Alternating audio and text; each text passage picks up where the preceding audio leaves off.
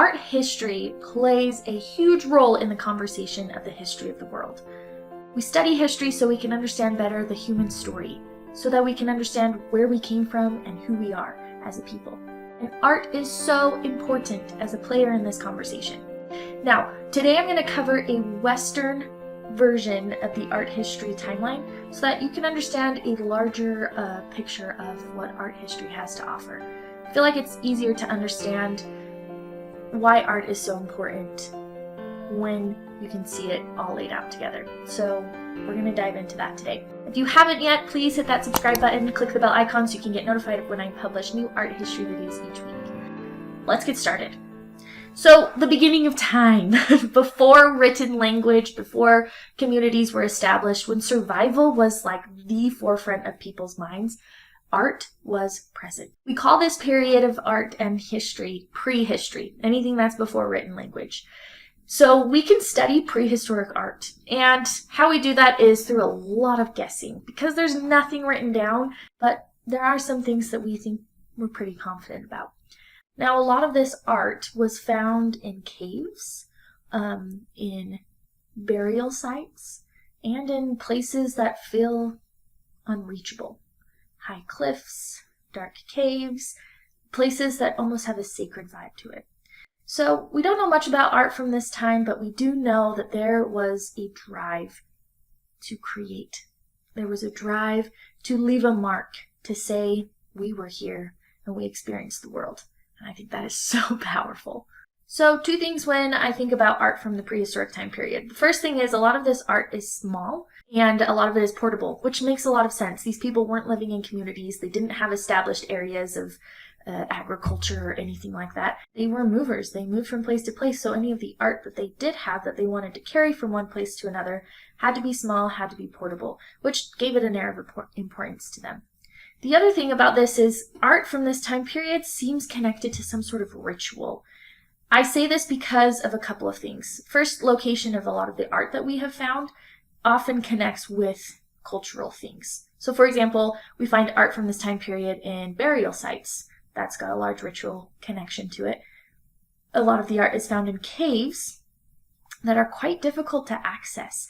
And yet you see layers upon layers of people coming to these areas, bringing art or creating art here, which maybe could be some sort of a hunting ritual or a coming of age ceremony of some sorts. In any case, ritual seems to be a big part of the art, ritual and ceremony. Again, we're unsure of what art means from this time period. We have no idea because nothing is written. It's all conjecture. It's all a big guess. But to me personally, it seems to hold meaning. There's a reason people were creating. And I love to imagine the beginning of history starting with creating, starting with leaving your mark, because that really starts the story of art and why we have it. We're going to jump into the next section, which I'm going to title Ancient Mediterranean. Now remember, this is a brief condensed timeline. We can jump more into the deeper timelines later, but for the most part, this is just an overview. So in the ancient Mediterranean time period, this is going to start with written language and the creation of civilizations. During the prehistory time period, we do still have communities that are starting to build and live together, but it's not till we get to places like Mesopotamia where civilization really begins to flourish. We get cities, we get warring people, we get trade and economy kind of building up. We're going to start with the Mesopotamia time period, which begins around 4000 BCE. BCE stands for before current era, and CE is current era, just so you know. So Mesopotamia is along the Fertile Crescent. We do have a lot of shifting power. We go about till 500 BCE, so it lasts for a long time. You have different groups that are coming in and creating new structures, new economic ideas, new, changes in power. Stuff like that. We also have Egypt during this time period. The Egyptian civilization begins along the Nile River around 3100 BCE and goes until conquered by the Roman Empire. So art from this time period can almost fall under three categories. The first one being tombs, the second temples, and then the third propaganda. So these are the three things that these communities were focused on, and their art reflects that focus. But it makes a lot of sense when we kind of start talking about it. Let's first start with this idea of tombs. A lot of the art that we find from this time period is really similar to the art that we found in prehistory, meaning it was buried, and we've discovered a lot of it within tombs, within burial grounds with some ceremony attached to it.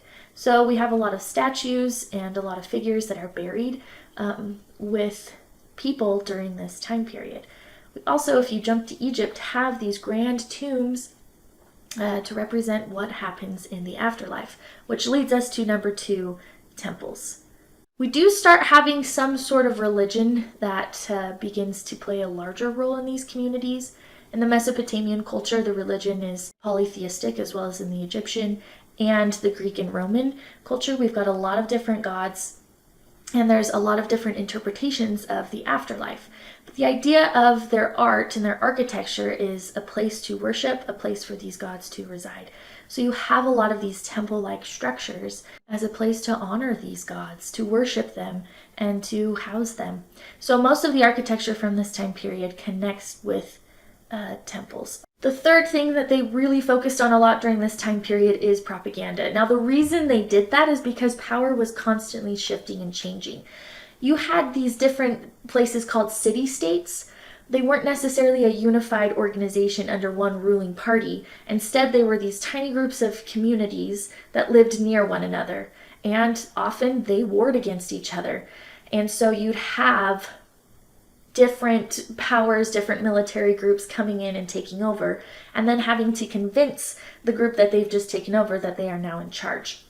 So with Mesopotamia, you've got the Sumerians and the Akkadians and the Assyrians and the Babylonians all coming in and kind of overtaking each other and different types of power. So you get a lot of art from that time represents propaganda as a sense of, this is who your ruler is, this is the rules you need to follow, this is the kind of stuff that we need to do. You see a lot of propaganda art in the Roman Empire, in the Roman time period, as all of these emperors are trying to solidify their rule as their empire grows and expands across the European and Asian continents. Now, the only exception to this time period, I would say, would be the Greeks. And these are really important people in history, but also more specifically within art history.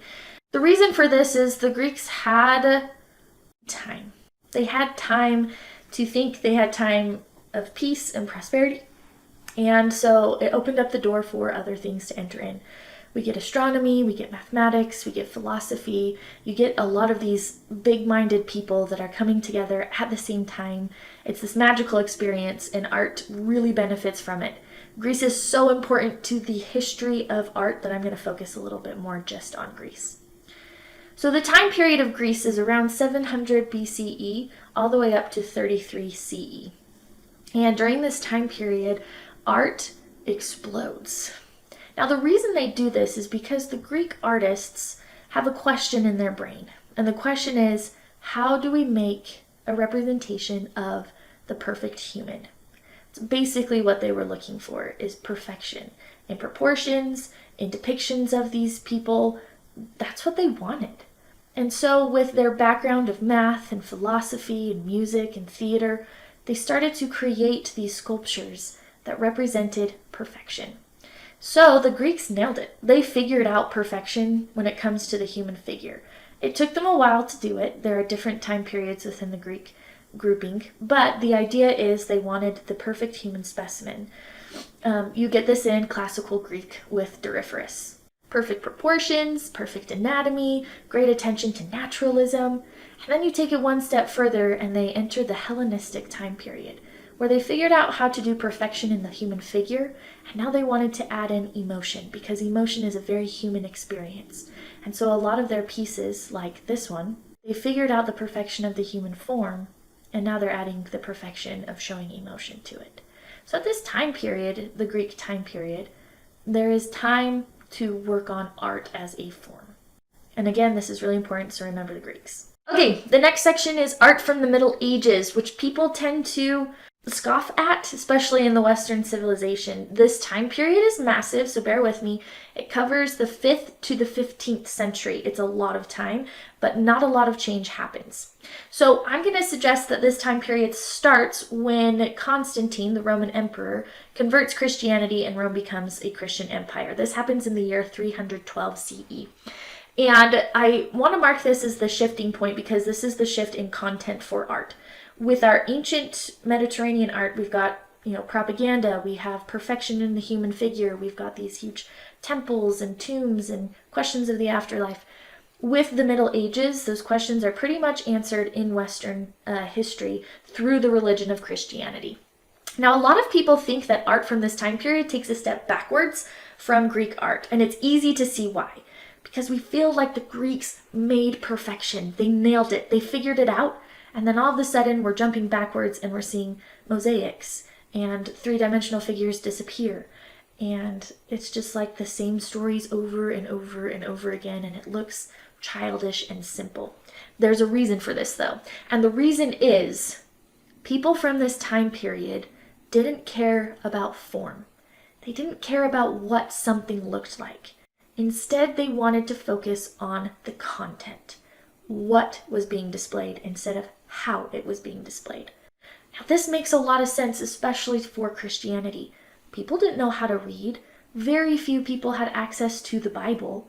And so they decided to use art as a way to teach. And they needed these images to be simple, to be digestible, and to be easy to understand. And they didn't want you to get distracted by necessarily the grandiose, gorgeous, over-the-topness art that the Greeks had perfected. So again, this time period is really important when it comes to content. But don't worry, the form comes back. We'll get it back, I promise. We'll have this thing called the Renaissance. So during this time period, art is what I like to call didactic. It's very easy to understand. It has a very simple message that people can easily recognize. And a lot of it is centered around Christianity with the main figure of Jesus. Everything is going to point to him. Everything is going to lead back to him. That doesn't mean there isn't propaganda. There are two main patrons of art. Patrons are the people that pay for artists to create their work. The church is the biggest one, which is why we have so much Christian material. And the second is the wealthy, people who can afford to pay artists. And so you have kings, and that's basically it, that can pay for art. And so you do get a little bit of propaganda, but again, it always connects back towards Jesus and Christianity. Again, this is Western. Time periods that fall under the Middle Ages category, you've got a lot of early Christian art. You have the Byzantine time period, the Romanesque time period, the Gothic time period. All of these art time periods follow the same basic ideas. There are some shifts in these movements, but the basic understanding is Christian content matters. So the Middle Ages lasted a long time, 10 centuries. That's a long time. But towards the tail end of the Middle Ages, in the 14th century, we get a guy named Giotto. And Giotto changes everything. Giotto is the catalyst for the Renaissance. He's so important in what he does with his figures that it launches this huge movement that somehow manages to be everybody's favorite time period of art. What Giotto does is he goes back to the classic style of art. And when I say classic style, I mean Greco-Roman art. So those Greeks who created that perfection. And he brings it back to that Christian content. We can best see this in the interior paintings of the Arena Chapel. If you look at his pieces, you can see that modeling has come back, three-dimensional figures and emotion. Content remains the same. We're still Christian-heavy content. But you can see that form is starting to take shape. And it's starting to become important again. And thus begins the Renaissance. So we can put the Renaissance in between the 14th and 17th century, but the bulk of this is going to happen in the 1500s, when you get names like Da Vinci, Raphael, and Michelangelo. Now, the Renaissance time period is a rebirth. That is what Renaissance means. And a rebirth of what?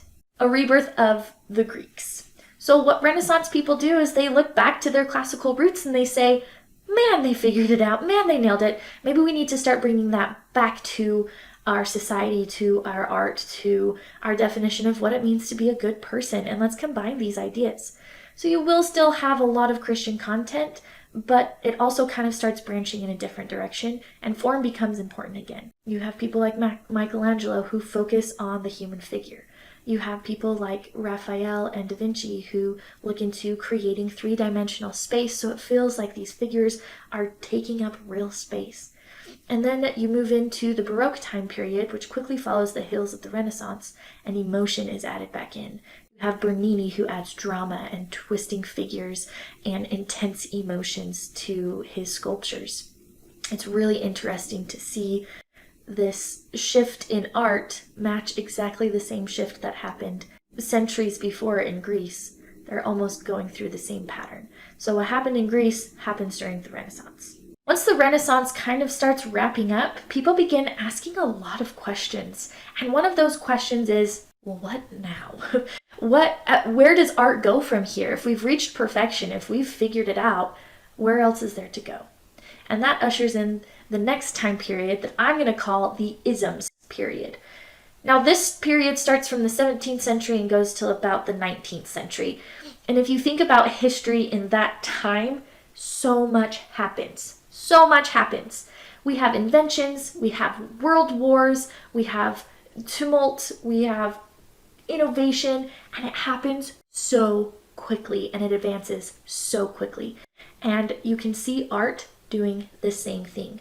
It's trying to match the speed of change that is happening in the world. It's trying to keep up. So when I say the term isms, what I mean by this is a lot of these art movement end with ism. We have neoclassicism, romanticism, surrealism, modernism, impressionism. All of these time periods end in ism, which is why I call it the isms movement. 3 basic ideas of this time period. The fact that the world is constantly changing and people are trying to keep up. We already talked about that. The second thing is a lot of chaos was going on in the world. And I don't necessarily mean negative chaos. It was just a confusing and a quickly advancing time. But also on the opposite end, we had 2 major world wars that brought a lot of questions to the human race. One of those questions was, if we can do this, if we can cause this much harm, this much death, this much destruction, who are we? What have we become? What is the meaning of life? And you can see that reflected in the art. So a lot of the art connects with deep emotions of confusion, of questioning, of trying to make sense of the world.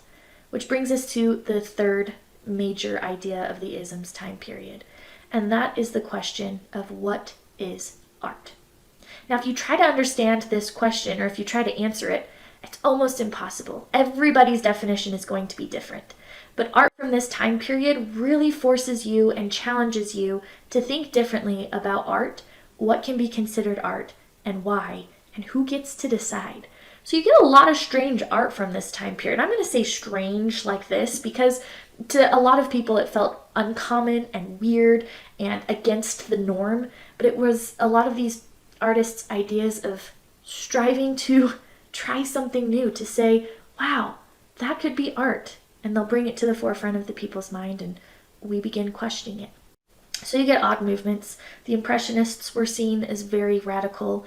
The Dada art movement, which seems nonsensical. The Surrealism art movement, which feels very dreamlike and very creepy sometimes to be a part of.